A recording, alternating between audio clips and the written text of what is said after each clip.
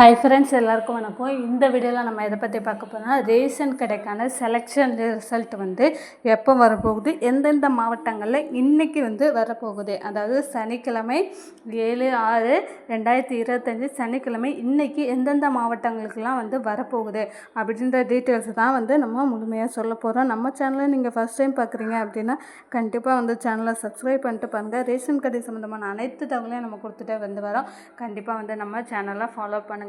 இதில் வேறு ஒரு முக்கியமான விஷயம் என்னென்னா, எல்லாருமே கமெண்ட் பாக்ஸில் கேட்டுகிட்டே இருக்கிறீங்க, எவ்வளோ மார்க் இருந்தால் கண்டிப்பாக என்னோட பேர் செலெக்ஷன் லிஸ்ட்டில் வர்றதுக்கான வாய்ப்பு இருக்குது அப்படின்னு சொல்லி நிறைய பேர் கேட்டுட்ருக்கீங்க. அதற்கான இன்ஃபர்மேஷனும் இந்த வீடியோவில் நம்ம கொடுக்க போகிறோம். இப்போ வாங்க வீடியோக்குள்ளே போகலாம். அதாவது பார்த்திங்க அப்படின்னா, தமிழக அரசு ரேஷன் கடைக்கான ரேஷன் கடை ரிசல்ட் ஒவ்வொரு மாவட்டங்களுக்கும் ஒவ்வொரு நாளும் அறிவிச்சிட்டே வர்றாங்கிற நம்ம அதை பற்றின அப்டேட்ஸும் கொடுத்துட்டே வரோம். டெய்லி எந்தெந்த மாவட்டங்கள்லாம் ரிலீஸ் பண்ணிக்கிட்டே இருப்பாங்க. டெய்லி ஒரு மாவட்டம் இல்லை 2 மாவட்டங்களில் பார்த்திங்க அப்படின்னா ரிசல்ட் வெளியிட்டுட்டு வராங்க.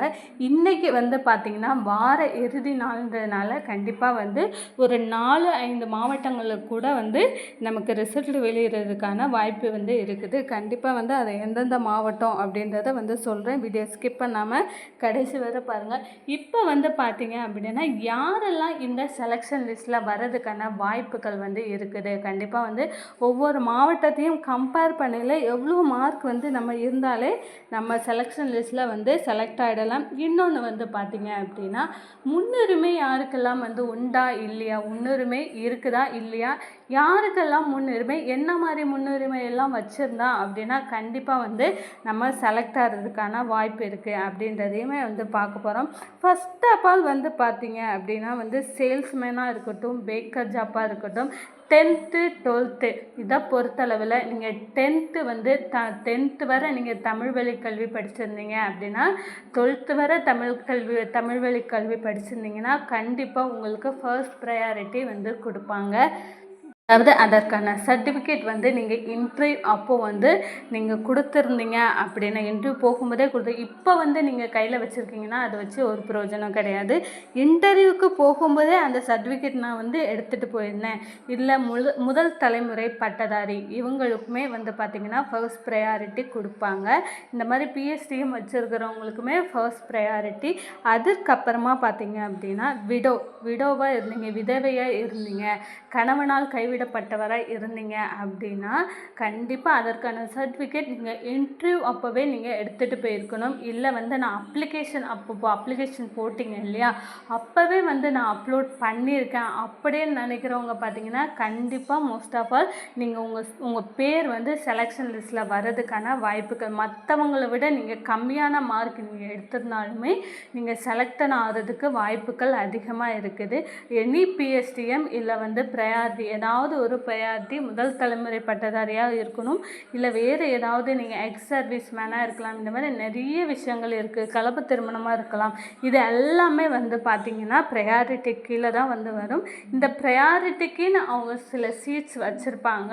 நீங்கள் இன்டர்வியூ அப்போவோ இல்லை அப்ளிகேஷன் அப்போவோ இந்த ப்ரையாரிட்டி சர்டிஃபிகேட்டை நீங்கள் சப்மிட் பண்ணியிருந்தீங்க, கொடுத்துருந்தீங்க அப்படின்னா கண்டிப்பாக நீங்கள் மார்க் கம்மியாக எடுத்திருந்தா கூட இன்டர்வியூ சரிவர நீங்கள் அட்டன் பண்ணாமல் ஓரளவுக்கு தான் நான் அட்டன் பண்ணேன் அப்படின்னு நினைக்கிறவங்க கூட இந்த ப்ரையாரிட்டி மூலமாக உங்கள் பேர் செலெக்ஷன் லிஸ்ட்டில் வர்றதுக்கான வாய்ப்பு ரொம்பவே அதிகமாக இருக்குது. இது உண்மைதாங்க. பிஎஸ்டிஎம்மாக இருக்கட்டும் இல்லை ப்ரையாரிட்டிக்காக இருக்கட்டும், அதற்குன்னு சில சீட்ஸ் அவங்க ஒதுக்கி வச்சு கண்டிப்பாக உங்களோட பேரை ஆட் பண்ணுவாங்க. கண்டிப்பாக நீங்கள் ப்ரையாரிட்டி கொடுத்துருந்தீங்க, ஒரு ப்ரையாரிட்டி கொடுத்தவங்க இல்லை ஒரு ப்ரையாரிட்டி கொடுக்காதவங்க 2 பேரில் யாரை செலக்ட் பண்ண கண்டிப்பாக ப்ரையாரிட்டி கொடுத்தவங்கள செலக்ட் பண்ணுவாங்க. அதுதான் பார்த்திங்கன்னா ரூல், அரசாங்கத்தோட உத்தரவு அப்படின்றதுனால ப்ரையாரிட்டி இருக்கவங்களுக்கு நமக்கு முன்னுரிமை கொடுப்பாங்க. அதுக்கப்புறமா எஸ்சி எஸ்டியாக இருந்தீங்க அப்படின்னாலுமே அவங்களுக்குன்னு ஒரு சீட்ஸ், ஒவ்வொரு கம்யூனிட்டி வாரியாக சீட்ஸ் ஒதுக்கிப்பாங்க. அந்த சீட்ஸ் படி தான் நமக்கு செலெக்ஷன் லிஸ்ட் வர்றதுக்கு வாய்ப்புக்கு இருக்குது. எஸ்சி எஸ்டியாக இருந்தால் கூட நீங்கள் கம்மியான மார்க்காக இருந்தால் கூட கண்டிப்பாக நீங்கள் உள்ளே வர்றதுக்கான சான்ஸ் இருக்குது. செலெக்ஷன் லிஸ்ட்டில் செலக்ட் ஆகிறதுக்கான சான்ஸ் பார்த்திங்க அப்படின்னா அதிகமாக இருக்குது. இல்ல. என்கிட்ட எந்த ப்ரையாரிட்டியுமே இல்ல. ஆனா வந்து நான் மார்க் வந்து 10த்லயோ, 12த்லயோ நான் நல்ல மார்க் எடுத்திருக்கேன். ப்ளஸ் இன்டர்வியூமே வந்து பார்த்தீங்கன்னா, ரொம்ப வந்து நல்லா அட்டெண்ட் பண்ணியிருக்கேன். அப்படின்னு நீங்க நெனச்சிருந்தீங்க அப்படின்னாலும், உங்களோட பேருமே வந்து வரதுக்கான சான்ஸ் இருக்கு. இதே நீங்க 10த்ல வந்து நீங்க 400, 500 மார்க்குன்னா 400 எடுத்திருக்கேன், 420, 450 இந்த மாரி மார்க் எடுத்திருக்கேன். ப்ளஸ் இன்டர்வியூமே அவங்க 5 கொஸ்டின் கேட்டாங்க. நான் 5 கொஸ்டினுமே நான் கரெக்டாக தான் ஆன்சர் பண்ணேன் அப்படின்னு நினைக்கிறவங்க கண்டிப்பாக டெஃபினட்டாக பார்த்தீங்க அப்படின்னா இதில் வந்து நீங்கள் செலக்ட் ஆகிறதுக்கான வாய்ப்புகள் வந்து அதிகமாக இருக்குது. கண்டிப்பாக வந்து செலக்ட் ஆகுதுங்க. ஏன்னு வந்து பார்த்தீங்கன்னா அவங்க வந்து நிறைய பேரை வந்து ரிஜெக்ட் பண்ணாத அளவுக்கு நிறைய வேக்கண்ட் அதை இன்டர்வியூ அட்டன் பண்ண முக்கால்வாசி பேர் வந்து பார்த்திங்கன்னா இது வரைக்கும் வந்த ரிசல்ட்டை பொறுத்தளவில் முக்கால்வாசி பேர் இப்போ வந்து 100 பேர் வந்து இன்டர்வியூ அட்டன் பண்ணியிருக்கிறீங்க அப்படின்னா கண்டிப்பாக ஒரு 75% அவங்க வந்து செலெக்ஷன் லிஸ்ட்டில் அவங்களோட பேர் வந்தது.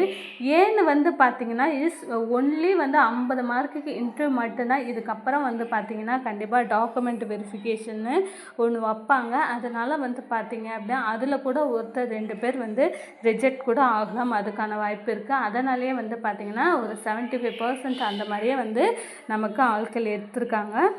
இதே 12th இருந்தீங்க அப்படின்னா 600க்கு நீங்கள் 500க்கு மேலேயே நான் வந்து மார்க் எடுத்திருக்கேன். ப்ளஸ் இன்டர்வியூமே வந்து நான் வந்து இன்டர்வியூ நல்லா அட்டன் பண்ணலாம். ஆனால் வந்து நான் இந்த 12th மார்க் நல்லா எடுத்திருக்கேன் அப்படின்னு நினைக்கிறவங்க கூட வந்து பார்த்திங்கன்னா இந்த மார்க்கின் அடிப்படையில் நீங்கள் 100 மார்க்குக்கு அதாவது இன்டர்வியூ 50 மார்க்கு உங்களோட வந்து 10th 12th மார்க் 50 மார்க்குங்கும்போது கண்டிப்பாக ஒரு 75 அந்த மாதிரி நீங்கள் வந்துட்டீங்க அப்படின்னாலே ஈஸியாக நீங்கள் வந்து செலெக்ஷன் லிஸ்ட்டில் வர்றதுக்கான வாய்ப்பு அதிகமாக இருக்குது. கண்டிப்பாக வந்து செலெக்ஷன் லிஸ்ட்டில் உங்கள் பேர் வரும். ஸோ கவலையே படாமல் இருங்க. இன்றைக்கி எந்தெந்த மாவட்டங்களில் வரும் அப்படின்னா கண்டிப்பாக வந்து பார்த்திங்கன்னா நாமக்கல் மாவட்டம், சேலம் மாவட்டம், அப்புறம் கரூர் மாவட்டம், கோவை இந்த மாதிரி மாவட்டங்களில் வந்து கிட்டத்தட்ட ஒரு 5 இல்லை 6 மாவட்டங்களில் இன்றைக்கி வர்றதுக்கான சான்ஸ் வந்து பார்த்திங்க அப்படின்னா ரொம்பவே அதிகமாக இருக்குது. கண்டிப்பாக இன்றைக்குள்ளே வந்து வந்துடும்.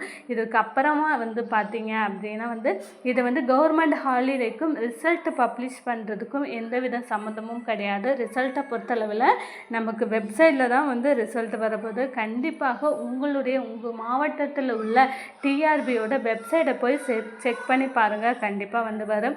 அவர் எஸ்எம்எஸ் ஆர் மெயில் வர்றதுக்கான வாய்ப்பு இருக்குதா அப்படின்னு பார்த்தீங்கன்னா இன்றைக்கி வந்து எஸ்எம்எஸ் ஆர் மெயில் வர்றதுக்கு வாய்ப்பு இல்லை. மேபி நாளைக்கு வரலாம், இல்லை மண்டே கூட. இன்றைக்கி ரிசல்ட் பப்ளிஷ் பண்ணாங்க அப்படின்னா இன்றைக்கி ஈவினிங் இல்லை நாளைக்கு மார்னிங் அந்த மாதிரி தான் வந்து ரிசல்ட் வர்றதுக்கான வாய்ப்பு இருக்குது. ஸோ எந்தெந்த ஊருக்கெல்லாம் வந்துடுச்சு அப்படின்றத நம்ம டெய்லி வந்து அப்டேட்ஸ் வந்து கொடுத்துட்டே வந்து வரோம். கண்டிப்பாக வந்து உங்களுக்கு நம்மளுடைய சேனல் பிடிச்சிருந்தா வந்து கண்டிப்பாக வந்து சப்ஸ்கிரைப் பண்ணுங்கள். மேலும் ரேஷன் கடை சம்மந்தமான நம்ம டெய்லி வந்து அப்டேட்ஸ் எந்தெந்த மாவட்டங்களுக்கு கொடுக்குறாங்க, எஸ்எம்எஸ் வருதா, மெயில் வருதா அப்படின்றதையுமே வந்து அப்டேட் பண்ணிகிட்டே வந்து வரோம். கண்டிப்பாக வந்து லைக் பண்ணுங்கள் ஃப்ரெண்ட்ஸ். தேங்க்யூ.